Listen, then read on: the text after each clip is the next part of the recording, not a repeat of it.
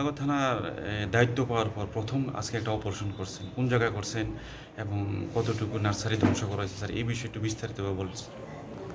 আজকে আমরা সকাল প্রায় 9:30-10টা নাগাদ আমরা শিবনগরের চর বলে একটা জায়গা আছে, যেখানে এটা খাসল্যান্ড, ছড়ার পাড়, ওইখানে কোনো দাবি নেই কারো, এরকম একটা জায়গাতে প্রায় 14টা প্লটে, 12 থেকে 14টা, 14টা প্লটে আমরা প্রায় 65,000 গাঁজার চারা আমরা ডেস্ট্রয় করেছি।